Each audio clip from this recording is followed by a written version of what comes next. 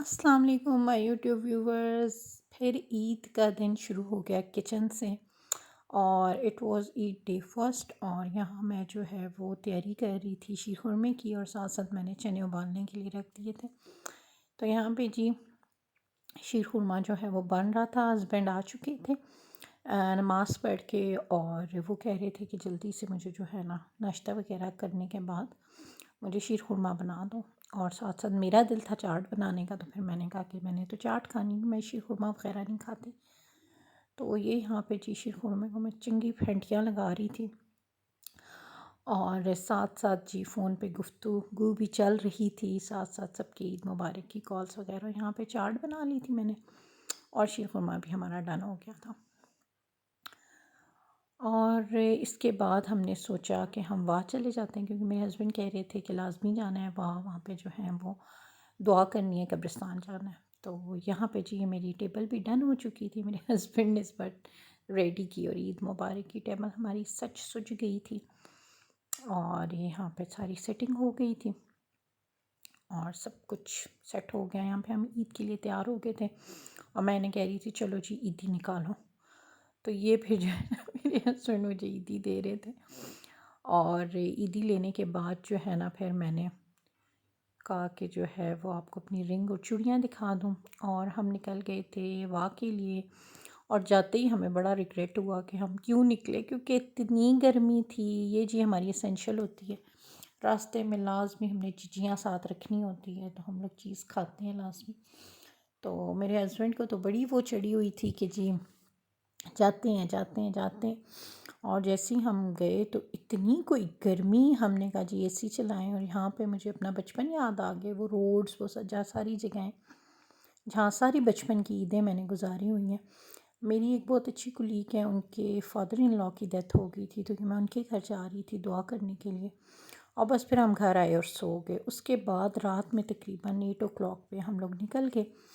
हाँ, मारगिला एवेन्यू से हम लोग जा रहे थे E11 हवाना टेरेसेस पे, क्योंकि ईद का कोई मज़ा नहीं आया। मैंने भी इंजॉय नहीं किया, हस्बैंड ने भी नहीं। तो मैंने कहा ऐसे तो नहीं, बिल्कुल भी मज़ा आ रहा, तो चलें बाहर चलते हैं, खाना शाना खाते हैं। तो उन्होंने कहा चलें ठीक है। फिर हम लोगों ने दोबारा से जो है, क्योंकि हम वहाँ से आए इतना थक गए कि हम लोग से ही ज़बरदस्त सो गए खाना वगैरह खा के। और फिर उसके बाद जब उठे फ्रेश हो के हम लोग दोबारा से अच्छा सा तैयार हुए और हम निकल के जी हवाना टेरेस।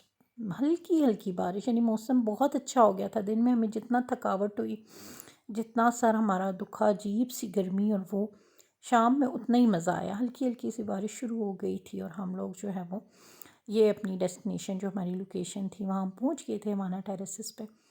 और एज़ यूजुअल जैसे मैं आपको पहले भी बता चुकी हूँ, मेरा व्लॉग है और मैंने आपसे कहा था कि मेरा मोबाइल ख़राब हो गया था, जिसकी वजह से मैं अच्छे से नहीं शूट कर पाई। तो इस बार मैंने पूरी कोशिश की कि मैं अच्छे से सारा व्यू आप लोगों को दिखाऊं और अच्छी वीडियो बन गई। बहुत अच्छा मेरा पहले भी एक्सपीरियंस रहा और इस बार भी बहुत अच्छा एक्सपीरियंस रहा। तो मेरी तरफ से ये पहले भी रिकमेंडेड था और अब भी। ये इनका रूफ़ टॉप है, ओपन एरिया था, तो हमारा तो यहीं पे दिल था खाने का, लेकिन इन्होंने कहा कि हल्की हल्की बारिश है तो आप अंदर ही बैठ के खाना खाएं। तो यहाँ पे हम लोग फिर बैठ गए थे और अंदर की भी इनकी जो है वो सिटिंग बहुत अच्छी है और बाहर की भी। सबसे अच्छी बात, बहुत अच्छा इनका स्टाफ है, बहुत अच्छे तरीके से ये लोग डील करते हैं। और विदिन 5 मिनट्स हमारा आ गया था ऑर्डर, लास्ट टाइम भी और इस टाइम भी। तो हमने इस बार चिकन कढ़ाई, कंधारी नान, नान और सैलड वगैरह, रायता वगैरह ऑर्डर किया था। उसके बाद जी हम निकल आए और बहुत बहुत अच्छा हमारा एक्सपीरियंस रहा। बहुत एक मज़ा आया, हमें एंजॉय किया बहुत, यानी अच्छी इनका खाना, बहुत अच्छा सब कुछ। और मेरे हस्बैंड ने कंधारी नान ऑर्डर भी करवाया सुबह के लिए, क्योंकि उन्हें नाश्ते में बहुत पसंद है नान।